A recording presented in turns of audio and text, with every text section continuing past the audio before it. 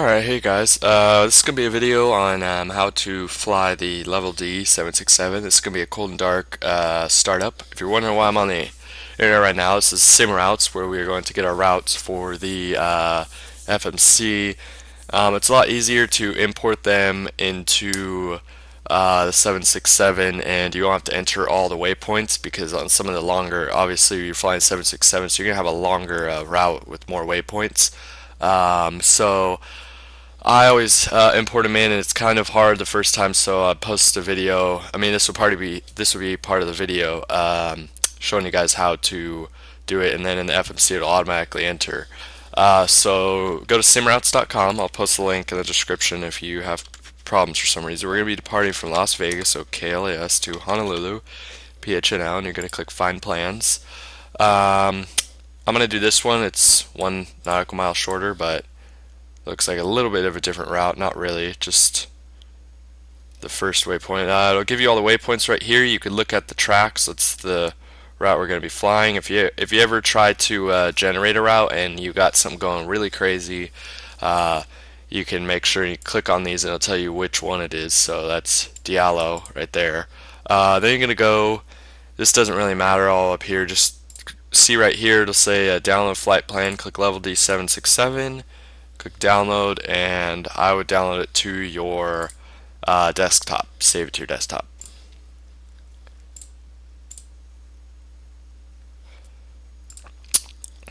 Okay, now we are going to go to the desktop right here. Let's go to computer, go to the C drive, program files. I have times 86, but most of the time it's just program files. Microsoft Games, Flight Simulator X, and Level D simulations, nav data, flight plans, and just drag it over. Alright, now this is going to be programming a cold and dark. Right now we're sitting at the Las Vegas airport. I'm using the winglet model of the Level D767. Let me just expand this. And we just put in the route into the Level D folder, so when we program it on the FMC, it'll just automatically enter our route, which will be really fast and time consuming. Save time. We're going to go down here to the overhead, OVHD, right here, and then you got PDST and FMC. Let's go to the overhead first. We're going to click battery, APU to on to start, and to start. Let's turn on the emergency lights. You're going to, IRS modes right up here, you're going to click that to nav, and nav. Let's scroll down, let's see if we have anything else that we need. Put the window heats on and the cargo heat. Seatbelt on. Right here our pack switches to auto, and then turn the APU bleed on right down here. And now we pretty much kind of waited. Oh well, close out of this. We'll turn on our 4 lights up here. Kind of like we got a red, white, wing, and position. And now you kind of just wait for the APU to turn on. Shouldn't be that long.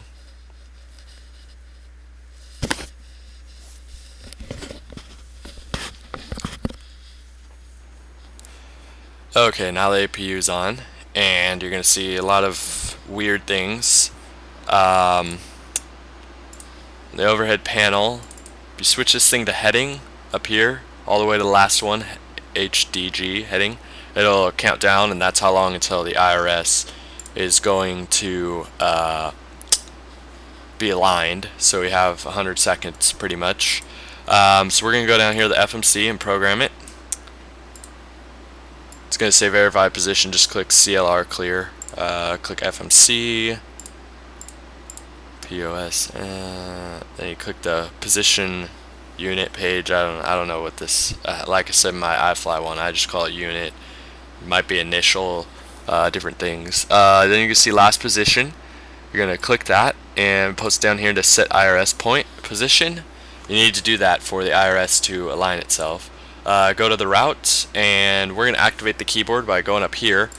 If you click up on the top left, it'll say KA, keyboard's activated. And since we've already entered our route into the level D, we're just going to put KLAS PHNO. Sometimes your keyboard could be weird. PHNL, all is one, and enter into the co-route. And now it's going to automatically enter the KLAS PHNL. If you did not do the first step with the sim routes, then this won't happen, and you're going to have to manually enter it. If the sim routes doesn't have your route, I'll post another link that gives you waypoints, or you could just go on Google and search up like KLAS to PHNL route, and it'll show you some flight simulator VAT sim people that fly online and what route they flew. And you just copy the route and just post it into the generate routes. So now you're going to go to activate and execute. Now if you go to legs, you'll see that all the legs are in there. This is next page, previous page. Now we're going to go to the reference page. Our gross weight today is 334.3. You have to go to the fuel and payload to do figure that out. I already have my fuel calculated, 89,000 pounds. Reserves are 18.3. This is a 767, so they're kind of bigger. Our cruise altitude, I always do 310, just like I said in my other video. A lot of people do other things, you know. I know normal is probably 350, but I've just always been doing 310. So it's just my personal preference. Cost index, I always just do 70, 75. Doesn't really matter that much. The zero fuel weight will automatically calculate when you put the gross weight in. Now we're going to go to takeoff, put our flaps to 5. And our V1 speeds won't come up because we have to contact departure. So you go to the depart arrival, and it'll say KLAS departures, and we have to pick which runway. If the runway isn't on here, you just click next page down here. One right is what they're giving me. And now when you go to the reference page, it'll say pre-flight complete because we have our V1 speeds, and we are done with that. Now you're done with the FMC. Close out of that. Let's go to the speed. I'm going to set this 250 under 10,000. Altitude 310. I don't fly IFR, I just fly VFR. Like I said in my other video, I hate the flight simulator air traffic control. So now we're ready to start up these engines. Auto brakes to RTO, restricted takeoff, right down here. Make sure to do that.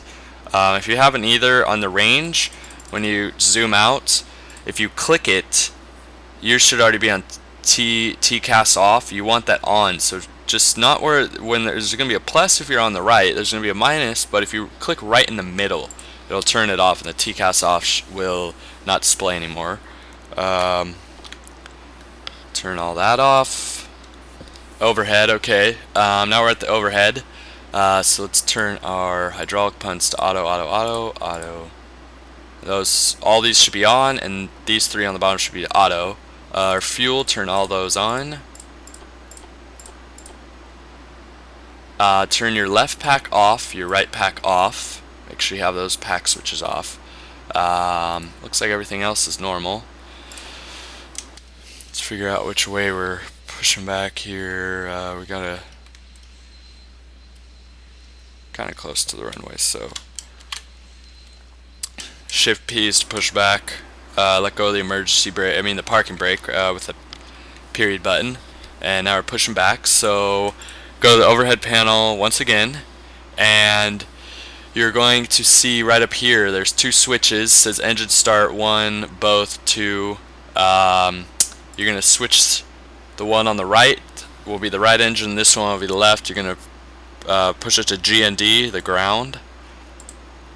And you're going to notice right down here that it's starting to go up, so you go to the pedestal, PDST, and the fuel control, switch that to run. And now you're going to notice it's going to start turn on right there. I actually love this virtual cockpit from level D. It's the only virtual cockpit I fly in on any of my planes. All the other ones I fly in 2D. This one seems to be really nice. I like how it's kind of zoomed out. The iFly seems really zoomed in, and my Wilco bus kind of weird with theirs too. Okay, so now that we have that, oops, press the wrong button. Now we have the right engine on, we can turn the left engine on. Your cabin calls are going to be calling you. You can just click them and they'll tell you. Usually it's hot. This one's probably... Go ahead, cabin. All crew seated. Cabin secure, Captain.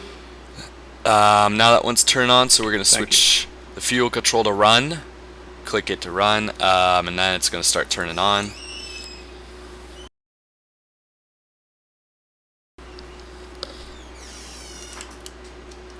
Stop the pushback.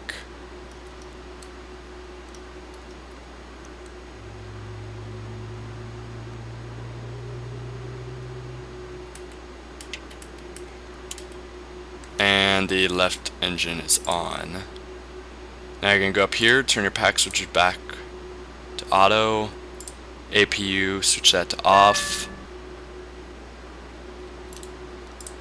and click recall for right here. The cautions will display, click recall. If there's no cautions, then you're good to go. Set your runway lights and flaps to 5, and now you're ready to taxi out and depart.